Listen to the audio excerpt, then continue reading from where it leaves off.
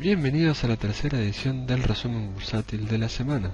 En esta ocasión vamos a ver todos los acontecimientos más importantes de la semana del 2 de febrero, como ya saben, en el ámbito internacional, latinoamericano y de la Argentina. En esta ocasión decidí hacer el video un poco más interactivo. Entonces, arrancando, vamos a ver lo que fue sucediendo en el ámbito internacional. Fue una semana bastante movida, vimos un gran incremento de la volatilidad en las diversas bolsas del mundo, y eso quedó reflejado en los índices. Por ejemplo, acá tenemos el índice de volatilidad, que es el índice que mide la volatilidad de los futuros de acciones de los Estados Unidos, y podemos observar una gran vela verde con un incremento bastante importante, que indica un incremento bastante importante de la volatilidad, y esto nos muestra un máximo de volatilidad, incluso se puede ver que desde lo que pasó en noviembre del 2016. Las causas son diversas, entre ellos está las expectativas inflacionarias en los Estados Unidos, los incrementos en las tasas de interés de los bonos y algunas otras más. Esto, como se puede observar, tuvo sus implicancias en los diversos índices de los más importantes en los Estados Unidos. Vemos así el día viernes velas rojas en los tres índices más importantes de los Estados Unidos, que son el Standard & Poor's, el de Nasdaq y el de Dow Jones, llevándose toda la ganancia que venían juntando y cerrando la semana en rojo. Por ejemplo, el Dow Jones cerró la semana en un 4% abajo, aunque mantiene un 3,24 de ganancia en lo que va del año. También hay que recordar que la semana pasada estaban bastante eufóricos, ya que los tres índices habían ganado en lo que pasó el año, más de lo que ya tenían estimado todos los analistas. Pero bueno, el mercado se encargó de tomar ganancia, evidentemente. Por su parte, el Standard & Poor's terminó la semana con un 3,6% abajo, mientras que en lo que va del año aún mantiene una ganancia del 3,31%. Y el Nasdaq terminó la semana un 3,2% abajo, manteniendo en lo que va del año una ganancia del 4,89%. Podemos decir entonces que este es el índice que mejor se viene comportando hasta acá. Por su parte, los bonos del Tesoro norteamericano a 10 años continúan con rendimientos máximos desde hace 4 años aproximadamente. Cerró en el orden del 2,8%, y esto también entorpece un poco el desempeño de las acciones norteamericanas y del mundo en realidad. Esto también se ve favorecido por el recambio del presidente de la Fed. Recordemos que hasta esta semana estaba Yellen y ahora asume Jerome Powell, quien ha dejado de notar que va a haber una serie de aumentos, y se espera que estos aumentos estén en el orden del 0,25% en las próximas subas. Se espera subas del rendimiento de los bonos, tanto en marzo como en junio, y una más. Los analistas están estimando que va a haber 3 subas en lo que va del año, y esto también hay que tener en cuenta que tiene un impacto en los bonos de países emergentes. Por ejemplo, ¿qué pasa si suben la tasa de los bonos norteamericanos? Las tasas de los bonos de países como Argentina, Brasil, Chile, por ejemplo, van a necesitar subir, con lo cual implica una caída en el precio de los mismos. En este gráfico está representado lo que les mostraba recién, el índice de la tasa de interés de los bonos de 10 años, así como también la tasa de interés de los diferentes bonos, que, como es normal, fíjense que a mayor plazo, mayor tasa. A su vez también esto muestra la evolución en los diferentes años. Obviamente el rendimiento o la tasa de interés de los bonos a 30 años es superior al de 10 años, pero normalmente se toma la tasa de 10 años como referencia para analizar lo que sucede en los diferentes lo que va a suceder con los diferentes bonos de los demás países. Por otra parte, el índice dólar tuvo una recuperación el día viernes, pero aún así continúa en mínimos desde 2015. Fíjense que aún con esta recuperación, el índice de dólar acumula en lo que va del año una pérdida del 3,18%, pero mejoró esta semana en un 0,8%. Vale aclarar que la semana pasada el secretario del Tesoro, Steven Mnuchin, salió a decir que estaba a favor de un dólar más débil con tal de favorecer a la actividad económica de su país, pero al rato salió Donald Trump diciendo que los dichos de Mnuchin fueron mal interpretados y que él prefería ver un dólar fuerte. La incidencia que tuvo esta recuperación del dólar no es menor y lo vamos a ver en las caídas de los precios tanto del oro como del petróleo. Aunque el oro venía gozando de una buena salud, como lo podemos ver acá, llegando a máximos que no se veían desde julio de 2016, esta semana tuvo una serie de caídas importantes, acumulando dentro de esta semana un 1,2% de caída, pero conservando la ganancia en lo que va del año del 2,1%. ¿Por qué puede deberse esto? Bien, en parte por un lado está la recuperación del índice del dólar, mostrando un fortalecimiento frente a este commodity, y por otra parte también los rumores, que ya más que rumores van a ser en algún momento confirmaciones de los aumentos de las tasas de interés de los bonos de los Estados Unidos, hacen que el costo de oportunidad de invertir en este commodity sea mayor, con lo cual tira su precio, como se lo puede ver en lo que estuvo sucediendo durante estos días. El petróleo nuevamente abre la semana con gran optimismo, llegando a precios que no veíamos hasta antes de 2015, allá por octubre de 2016, y en resumen su movimiento fue durante esta semana que tuvo altibajos, menos como 1% de desempeño, pero en lo que va del año trae un rendimiento del 9,2%. Hay que aclarar que en parte el precio del crudo, del WTI particularmente, que terminó cerrando la semana en $65.45, también se vio afectado por la recuperación del dólar como moneda. Además, estos nuevos máximos que está tocando el petróleo se ven acompañados por nuevos acuerdos que están entre los países que componen la OPEP de no hacer sobreproducción de petróleo para mantener nuevamente el precio. Pero se dice que Estados Unidos nuevamente este año, luego de 50 años, va a lograr una producción histórica de petróleo, produciendo un récord de este commodity. ¿Qué pasó con las criptomonedas? Bueno, vemos que continúa la baja generalizada de las mismas ya por tercera semana consecutiva. Entre la más golpeada está el Bitcoin, que acumula una caída del 28,8%, y la semana pasada estaba por encima de $11.000.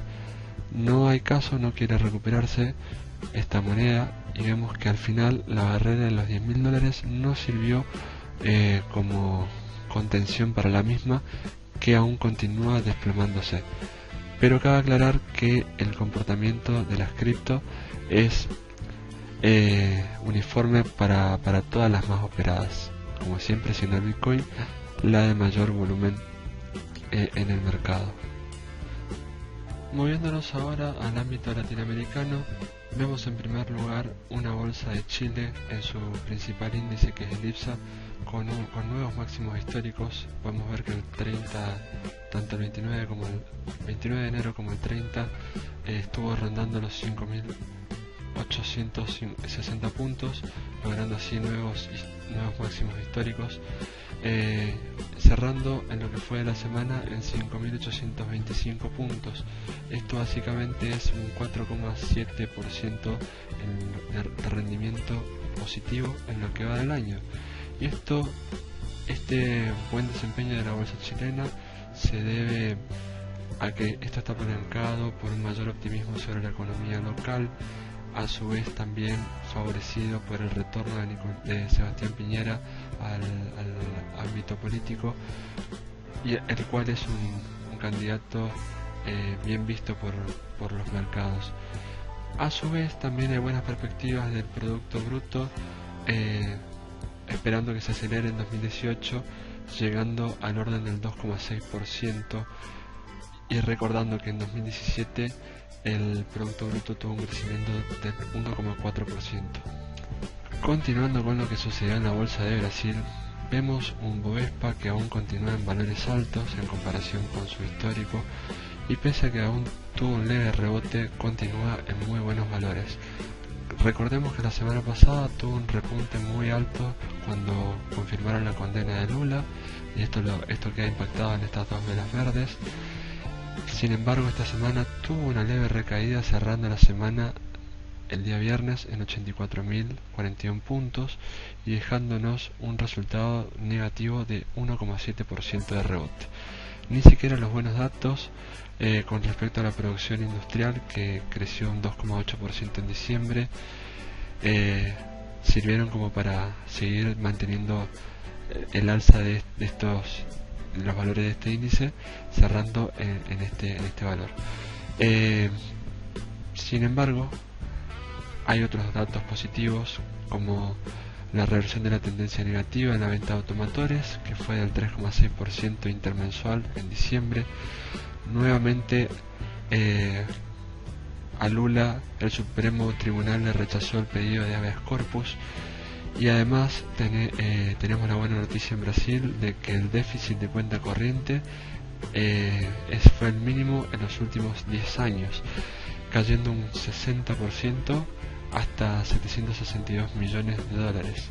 Además están en vilo con la reforma laboral que, de aprobarse, beneficiaría tanto a acciones como bonos. Moviéndonos ya a la última sección del resumen, vamos a hablar de lo que sucedió o de los eventos más importantes en Argentina, arrancando con el movimiento que tuvo el dólar durante esta semana. Vemos que el dólar cerró en 19.46, esto es un 0,46% menos de lo que arrancó la semana, que fue en 19.55, y una variación anual del 2,31%. Es medio... Fíjense acá un detalle, que el 29 de diciembre, el último día operativo del año, el dólar abrió a 19.02 y cerró en 18, y esto hace que aparentemente haya sido pequeña la devaluación, pero si comparamos esto con el arranque del 2 de enero, vemos que hubo una mayor devaluación acá. Entre otras razones por las que el dólar se mantuvo contenido bajo estos valores, sabemos que los bancos públicos salieron a usar un poco su artillería de fuego vendiendo dólares y marcándole un techo en los 19.60, como se puede ver acá. Y además recordemos que el dólar a nivel mundial, y lo vimos hace un ratito con el dólar index, con el índice del dólar, está cayendo, y obviamente a Argentina no puede ir en contramano de esto, con lo que se convalidó en cierta forma la caída que tuvo esta semana la divisa en el ámbito argentino. Por su parte, el Merval no estuvo exento de lo que pasó a nivel internacional con la alta volatilidad, viéndose bastante afectado con el tema de la continua subida de las tasas, lo que hace que los flujos de fondos se muevan hacia esos activos, dejando un poco de lado a lo que son las inversiones en acciones. Vimos una gran vela roja el día viernes, dejándonos una semana con un 7,1% por debajo de lo que arrancó. Fíjense que ya el lunes empezó a bajar levemente, quiso hacer una leve recuperación acá el día miércoles, pero terminó bastante roja la semana. Aún así podemos ver que el rendimiento del Merval en lo que va del año está en el orden del 8,48%. Y ya que estamos por acá, vamos a ver cuáles fueron las acciones ganadoras en lo que va del año en el índice Merval. Las acciones ganadoras, de estas no tengo registro, en el índice Merval viene siendo la distribuidora de gas Cuyana con un 63,21%, Cepu tuvo una semana bastante movida con su salida a cotizar en Nueva York, el Banco Hipotecario con un 38,24%, todas estas son variaciones anuales. La cementera Holcim o Jotamin y Petróleo Brasilero con un 35,64%. Si quieren ver el resto pueden entrar a esta página. Podemos ver también la variación del interperiodo, es decir, interanual y bien también intermensual. Veamos qué pasaba si invertíamos hace un año. Hubiésemos ganado, la que mejor rendimiento tuvo, mejor dicho, es Transportadora del Gas del Norte con un 315,86%. Le sigue Distribuidora de Gas Cuyana, Compañía de Transporte de Energía o Transener con un 249%, y la lista del ranking sigue. Analizando un poco lo que pasó con las Levax esta semana, acá tenemos las dos curvas de Levax, esta es la de la semana que pasó y esta es la anterior. Vemos que la curva esta semana se normalizó un poco para los tramos más cortos, teniendo tasas menores en periodos más chicos, lo cual responde a una curva normal, rondando en el orden del 23% para las más cortas y yéndonos hasta cerca del 26,75% para las más largas.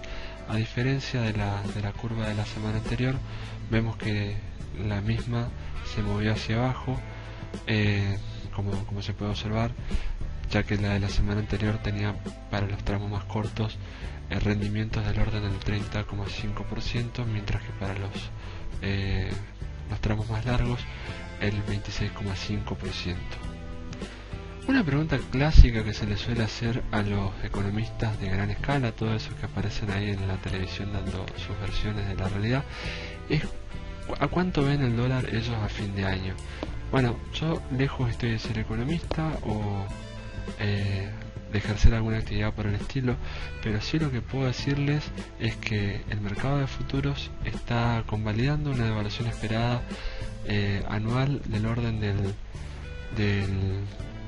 19% aproximadamente, rondando entre el 19 y el 18,5%. Esto de acuerdo a lo que ven en el ROFEX, que es nuestro mercado de divisas y en el que se realizan la mayor cantidad de transacciones de compra y venta de las mismas. Y bueno, compañeros, ya finalizando el video, les pido si pueden darle like, compartir y suscribirse al canal. Me va a ser de gran ayuda, y como siempre espero que toda esta información les sirva como para mejorar sus inversiones. Les deseo lo mejor y nos vemos en la próxima. Chao.